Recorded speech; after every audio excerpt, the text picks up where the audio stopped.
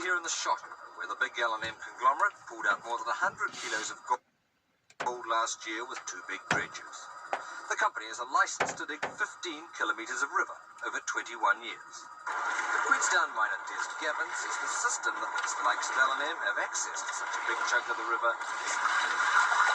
He's been mining around Queenstown.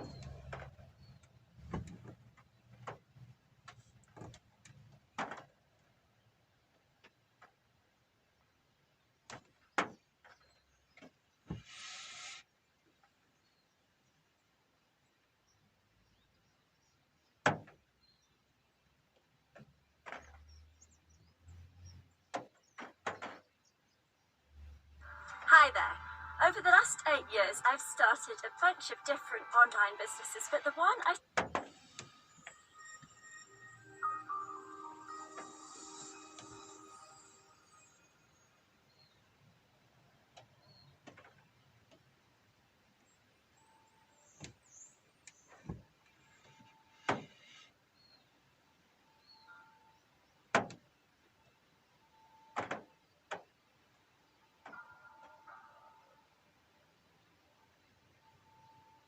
Very excited to have just launched my book, latest book, The Spiritual Entrepreneur, on Amazon as Kindle and physical copy now.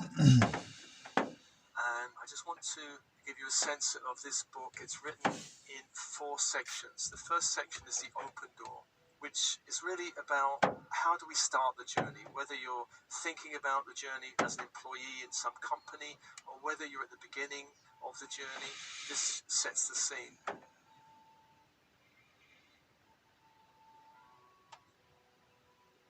The next section is called An Open Mind, and this really explores resistance and the nature of resistance and limitation. and how we move beyond resistance into entrepreneurial thinking, a more expanded sense of identity, a new work ethic, a new sense of purposeful direction and flow and bliss. The next section is Open Channel, which really explores the dynamic of the masculine and feminine in business, within ourselves and in the world. And it also explores chapters such as Your weirdness is your brilliance, creative synergy, there's no such thing as luck, your internal GPS, unseen friends, signs and synchronicities, a win-win game, our abundant universe.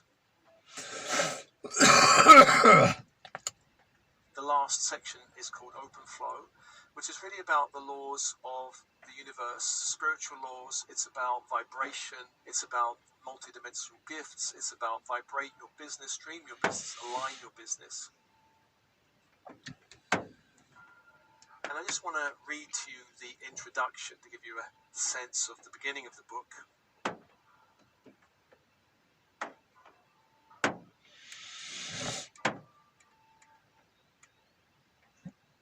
No one in my family was religious or spiritual.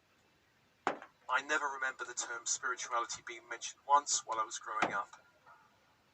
My earliest taste of what I now know to be spirituality came through reading super comic books and watching sci-fi TV shows and movies.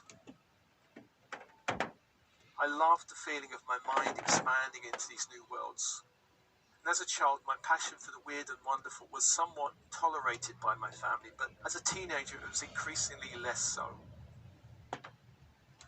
My parents seemed less interested in my higher education and were more concerned that I got a job as soon as possible. My father worked in the printing industry for many years and did not seem particularly happy with his career choice.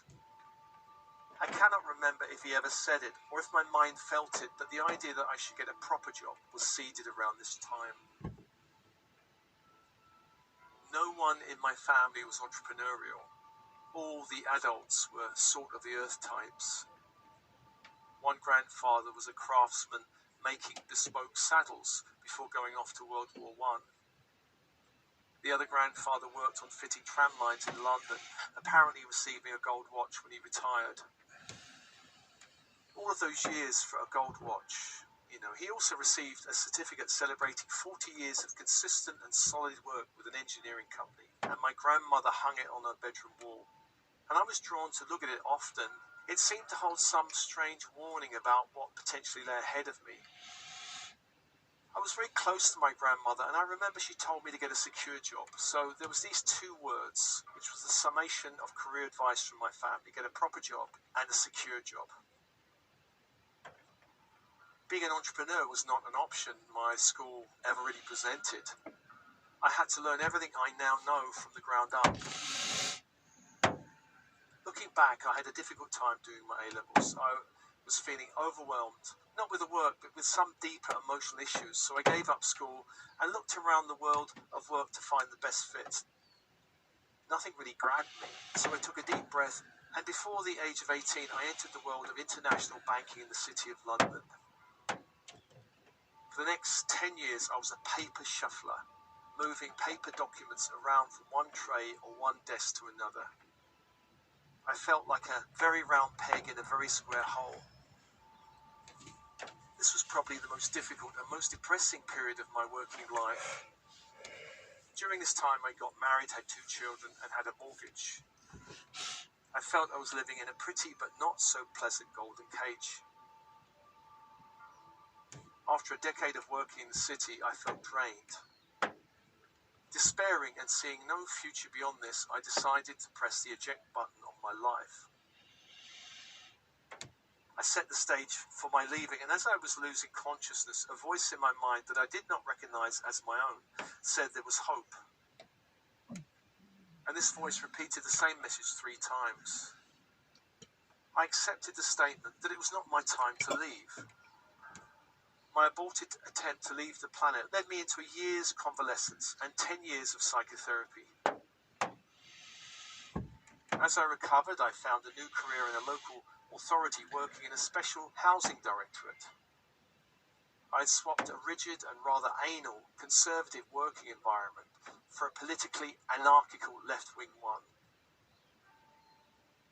This was not an easy time, especially in the beginning. But as I settled into the role, I did discover some hidden abilities that had no room to breathe in the rather stuffy halls of international banking. I found I was good with people, that I could solve problems, I could manage projects. In time, I was promoted and I found I could manage people. I stayed here for about a decade.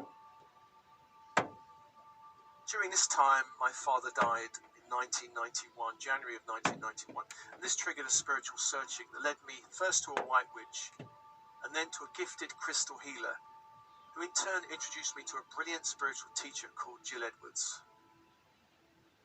I read her book Living Magically 3 times before attending one of her workshops and booking some one-to-one sessions. Jill was really the person that woke me up, and I trained with her on and off for about 9 years. This was an amazing time where I began to experience things I had not encountered before, like intuition and synchronicities. Jill introduced me to the concept that we create our reality and taught different methods to put this magical idea into practice. Jill was a spiritual teacher and my first real example of a spiritual entrepreneur. During my time with Jill, some of the gifts she gave me were permission to explore, research, simplify and synergize different ideas. I have honored these gifts to this day. Jill also introduced me to many spiritual channels and teachers, and most importantly to a spiritual organisation called Alternatives, based in St James's Church, Piccadilly, London. I joined as a volunteer in January of '95, and this organisation has been putting on spiritual talks since 1982, and was to play a pivotal role in my spiritual development, later helping me on the path of the spiritual entrepreneur. This was a strange and magical time. I was still doing a conventional job, and on some evenings and weekends I was exploring the many worlds of spirituality. My heart, mind and spirit began to expand slowly but surely. For several months I considered resigning from my 3D job, and one day I asked the universe the question directly in meditation: should I resign? I received the answer dramatically during one lunch break shortly after, as I was returning back to work. There was a man with a t-shirt walking in front of me, and on the back of the t-shirt was the Nike brand slogan in white letters saying, "Just do it." Yes, the answer was clear, but my ego mind rejected it. "Don't tell me you're going to resign from this well-paid job because of a t-shirt," said the ego. I considered the thought for a moment and caved in. I started to reflect along a dark path of how stupid and how ridiculous it was of me to even think about resigning. What was I thinking? What would I do beyond this job? As I was thinking all of this, I decided to ignore the sign in front of me. Then, within a few minutes, my attention was strongly pulled to a window to my right, where there was a window stick.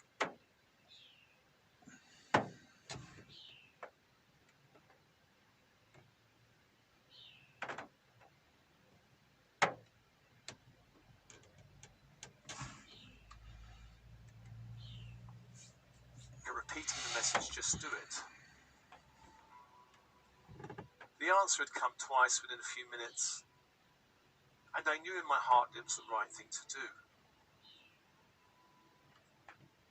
I resigned the next day. This was in March 1997, and I woke up the following day to a double rainbow in the sky.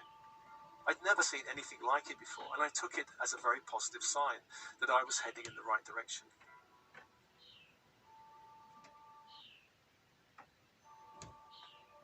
To be honest, I have never regretted that decision taken 25 years ago.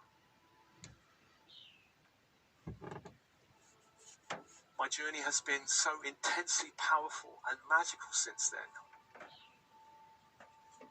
Like interlocking steps of a staircase, the choice to resign opened the way to a whole new life and trajectory. After resigning, I found work in a spiritual bookshop. The environment was actually not that great, and I was fired within several weeks. This was my first experience of being fired, actually. Apparently, the micromanaging boss did not like me very much. Not long after, I started to work in the Office of Alternatives, earning a grand £5 an hour, which was not that bad since the minimum wage was around £3 an hour. I started working selling books at their weekly events, and one week I was presented with £10 for selling so many books. This was my first time I'd earned money doing something I loved. The work felt like play, and I almost refused the money. But this felt like an important marker in my journey. When I joined Alternatives as a volunteer, the two directors were Nick Williams and William Bloom. William was already a seasoned writer and author of several spiritual books. Nick published his first book in 1999 called The Work We Were Born to Do, and this combined spiritual principles with the area of work. Nick subsequently introduced a conversation of embracing spirituality in our work and in our dealings with money on the alternative programs or events. And I really like this practical approach to spirituality, and I still do. Fast forward to the turn of the millennium, and I was made a co-director of Alternatives. Several months later, there was an argument between two other directors, and they both resigned one after the other. Yes, it may seem strange to hear that such antics went on in a spiritual organization, but there you go. I was left alone for a short time at the helm of this majestic organization, and I often refer to this organization quite lovingly as the mothership. During my years with Alternatives, I visited a few spiritual communities, including Findhorn in Scotland several times. And this community began in the 1960s and grew out of a vision of three people: Peter Caddy, Eileen Caddy, and Dorothy McLean. The founding story of Findhorn is actually amazing, and I do encourage you to check it out. Anyway, my experience with them encouraged me to start connecting with the overlighting angels of Alternatives. I would regularly meditate to connect with this group of beings in the higher planes, asking for their guidance and assistance.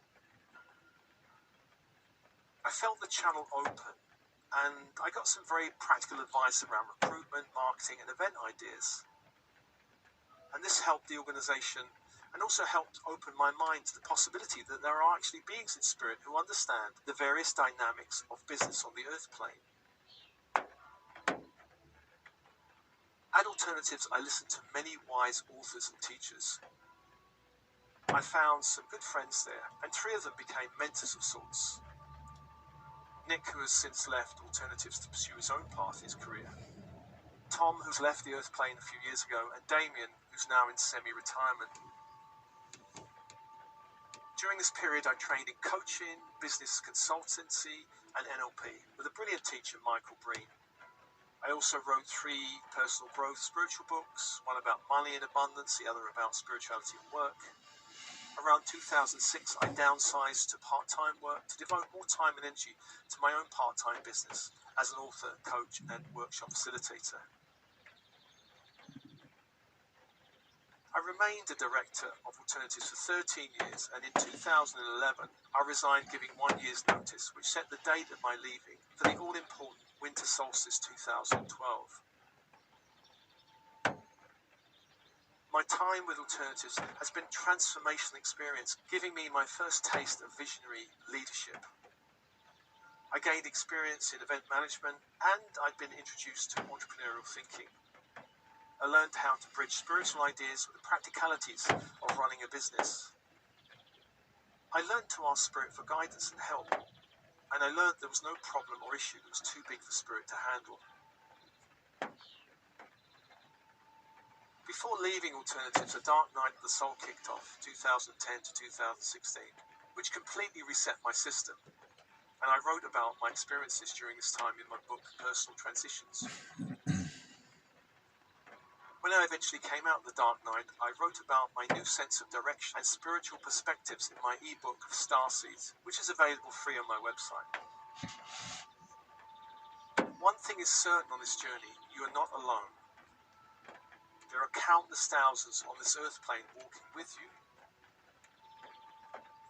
You are supported, loved, and guided by many beings in spirit and by infinite intelligence.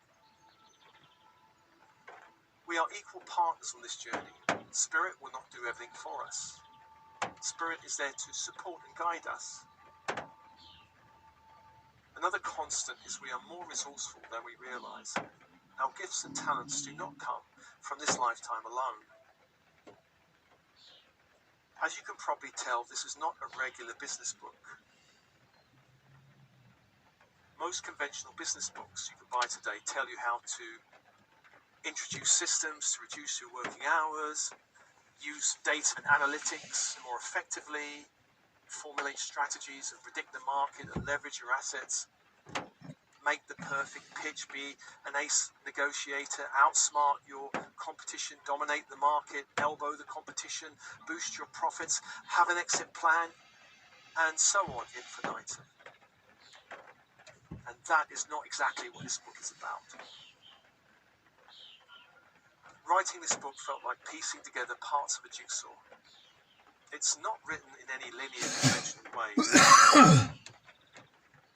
It's divided in 4 sections. As mentioned, the first explores the beginning of the journey and whether this path is for you or not. Elon Musk, The second part looks at the nature of resistance, which is a constant on this journey, though usually strongest at the start and a pivotal moment. The third is the sacred union of the divine feminine and the wild masculine, which is the union of yin intuition, imagination, and creative self-expression with yang, strategic thinking, and effective action. The final section is about the magical nature of the universe, how to engage the flow and expand all limits to possibility. This book contains much of what I've learned on my journey. I have learned from the dead ends and challenges as much as from my successes and experience of miraculous flow. This is a journey beyond the old paradigm of work, which has been by and large a yang, nose to the grindstone driven affair, into the new emerging paradigm that includes a spectrum of softer yin, spiritual ideas, perspectives, values, and methodologies. I'm still on the spiritual journey because it's fun. I'm still learning and there's a need for what I'm offering. Perhaps I would write a different book on the subject a few years from now, but for now this will suffice. And I hope it serves you well. Blessings, Steve and Bell.